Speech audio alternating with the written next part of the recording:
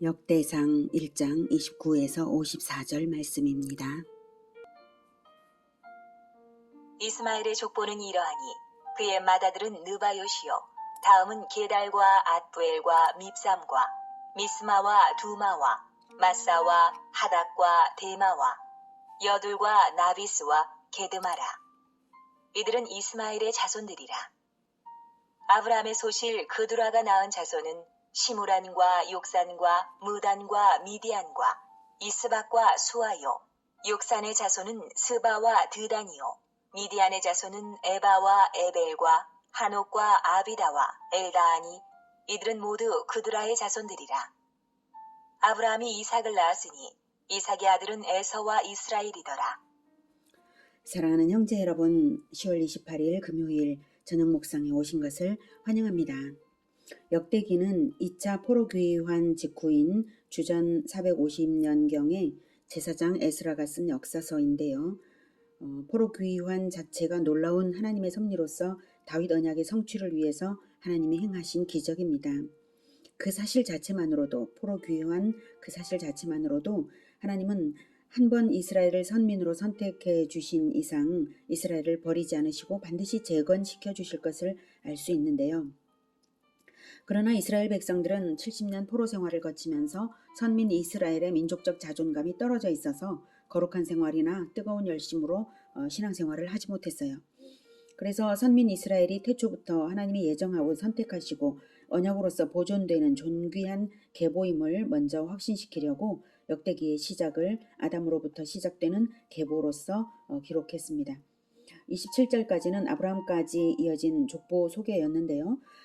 족보를 통해서도 심판당한 계보와 구원 안에 든 계보가 따로 있었죠. 언약에 대한 태도가 달라서 그렇습니다. 태초 아담 때부터 구원을 위해 구원을 위해서 언약을 주신 하나님이시고요. 언약에 대한 태도로서 인간은 하나님과의 관계성을 가질 수 있게 하셨습니다. 그리고 구원의 언약은 메시아를 보내시겠다는 언약입니다. 지금도 우리에게 동일하게 오실 그리스도의 언약이 있고요. 믿는 자는 그리스도의 교훈을 따릅니다. 과거에 그 언약은 창세기 3장 15절 여자의 후손 언약이었죠. 그래서 신구약을 관통하는 구원의 진리는 언약의 주 그리스도를 믿고 따르며 기다리는 것입니다. 언약에 대한 믿음과 기다림이 있는 계보가 오늘 본문 중에 있는 이삭의 계보입니다. 아브라함은 맏아들 이스마엘과 둘째 이삭과 후처 그두라가 낳은 6명의 아들들이 있는데요. 이삭의 계보가 장차 그리스도에게로 연결될 살아있는 계보이므로 이스라엘 소개에 이어지게 하기 위해서 이삭을 뒤에 소개하고요. 이스마엘과 그두라의 아들들을 먼저 소개한 것입니다. 노아의 세 아들 소개 순서와 방법이 동일하죠. 그러므로 이스마엘의 족보와 그두라의 아들들의 족보는 당장은 번성했지만 본장의 기록에 국한되고요. 더 이상은 없어요. 죽은 계보입니다.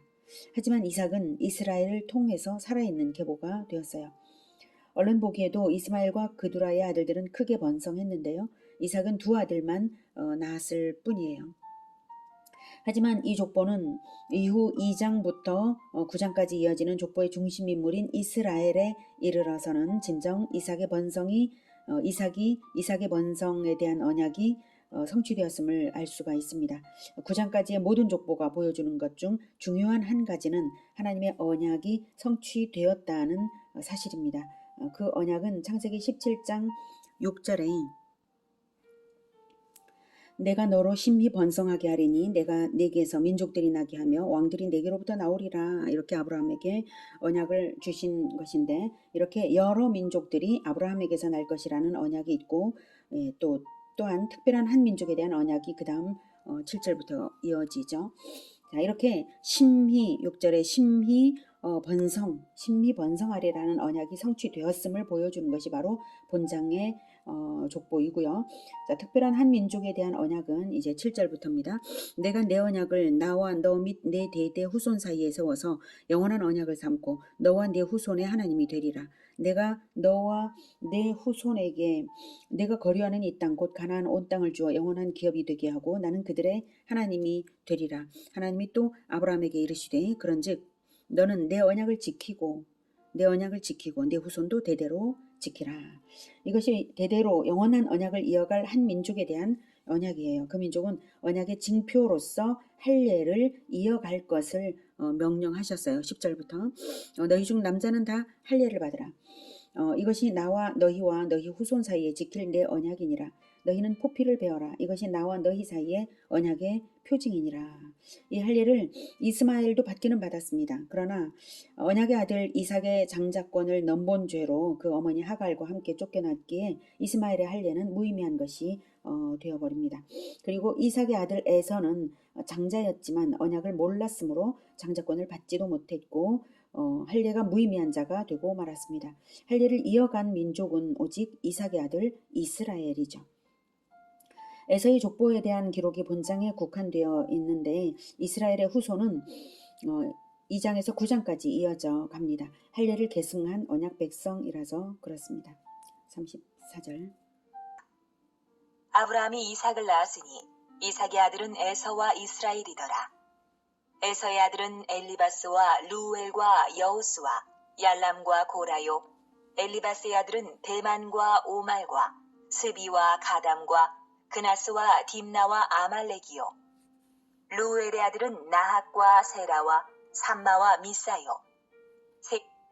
네, 여기까지가 에서의 후손들이고요. 자, 이제 38절부터 의 아들은 로단과 소발과 시본과 아나와 디손과 에셀과 디산이요. 로단의 아들은 호리와 호맘이요. 로단의 누이는 딥나요. 소발의 아들은 알얀과 마나핫과 에발과 스비와 오남이요. 시본의 아들은 아야와 아나요. 아나의 아들은 디손이요. 디손의 아들은 하무란과 에스반과 이드란과 그란이요. 에셀의 아들은 빌한과 사완과 야간이요. 디산의 아들은 우스와 아란이더라. 네, 38절부터 세일의 아들들을 소개하고 있는데요. 43절부터는 이제 43절부터는 다시 에돔 땅을 다스리는 왕들을 소개합니다. 이제 42절까지 갑자기 38절부터 42절까지 갑자기 에돔 땅의 원주민인 세일의 후손들이 삽입된 이유는 후에 에서의 후손들과 동화되어서 에돔 족속을 이름으로 함께 소개된 것입니다. 자, 43절. 이스라엘 자손을 다스리는 왕이 있기 전에 에돔 땅을 다스린 왕은 이러하니라.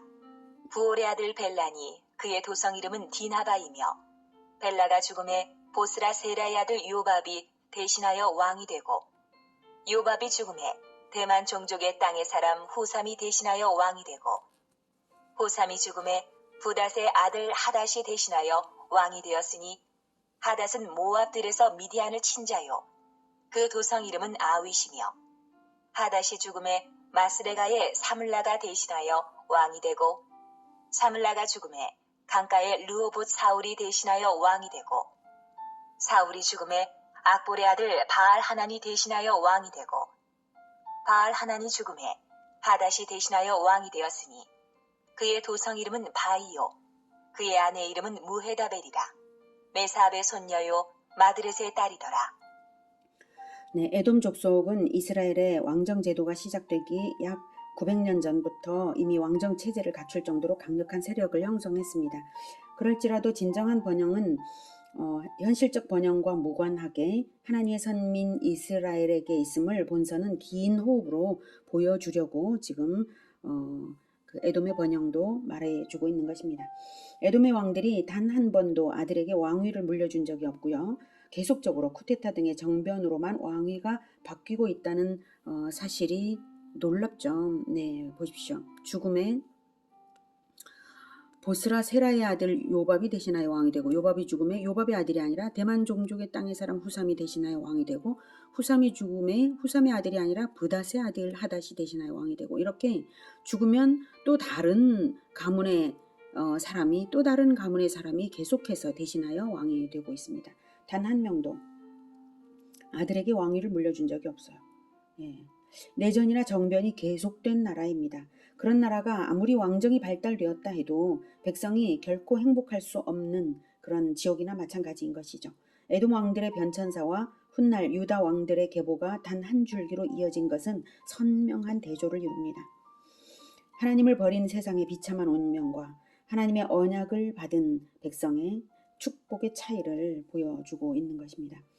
에돔 족속은 훗날 다윗 시대에 망했다가 솔로몬 때에 하닷에 의해 재건되었다가 훗날 바벨론에게 망하고 유다 마카비 혁명으로 일어난 하스몬 왕조 때 유대교로 개종한 후에 마지막으로 에돔 족속의 헤롯 왕이 유대의 왕이 되었으나 헤롯 왕조가 멸망한 후로는 에돔의 정체성은 사라졌습니다. 51절 이하는 하닷이 죽은 후 에돔은 각 지방을 족장들이 나누어서 다스리는 지방 분권적인 통치 형태를 이룬 것으로 보고요. 그 족장들을 소개하고 있습니다. 51절. 하닷이 죽으니라. 그리고 에돔의 족장은 이러하니 딥나 족장과 알리아 족장과 여대 족장과 오홀리바마 족장과 엘라 족장과 비논 족장과 그나스 족장과 대만 족장과 밉살 족장과 막디엘 족장과 이람 족장이라. 에돔의 족장이 이러하였더라. 네, 오늘은 이스마엘의 족보, 그두라의 아들들의 족보, 에서의 족보를 통해서 진정 언약을 받아서 믿음으로 반응하여 대를 잇는 족보만이 살아있는 공동체인 것을 배웠습니다. 이스마엘, 그두라의 아들들, 에서 모두가 아브라함의 후손들이지만 할례 언약 안에서 자라났지만 언약 공동체로부터 스스로 떨어져 나간 자들입니다. 그러므로 진정 마음의 할례를 행하며 할례의 진정한 성취인 그리스도의 성육신과 대속을 기다려서 그 진리를 배워 따르는 족속만이 살아있는 계통입니다. 훗날 그리스도가 오셨을 때에는 정작 이스라엘의 주류 사회는 그리스도를 버렸기에 그들에게는 할례가 있어도 진정한 할례는 없었던 것이죠. 마음의 할례는 없었던 것이죠. 그래서 그리스도를 버렸기에 예수께서 세우신 12사도의 계보만이 새로운 이스라엘로 승화되어서 천국 공동체를 이룹니다. 이 계보는 이스라엘이든 이방인이든 관계없이 혈통과 무관하고 오직 그리스도를 영접하는 것으로 계보에 들고 그리스도를 따라 복음화 제자화하는 것으로 계보를 이어갑니다.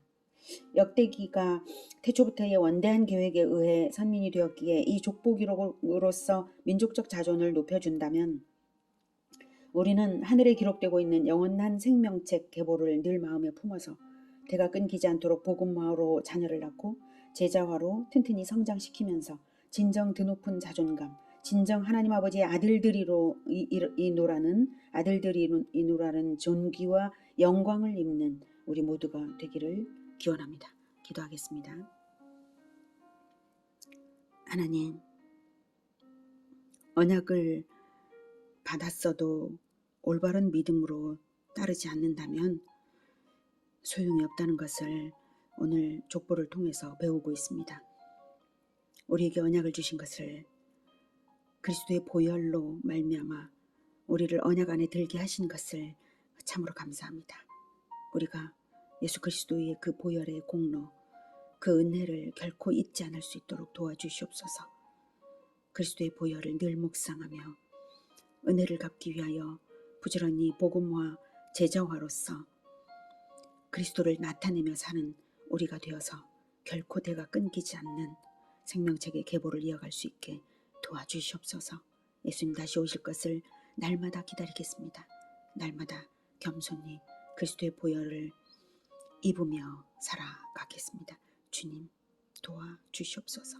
예수 그리스도 이름으로 기도드립니다. 아멘. 이어지는 시간은 개인 기도 시간입니다.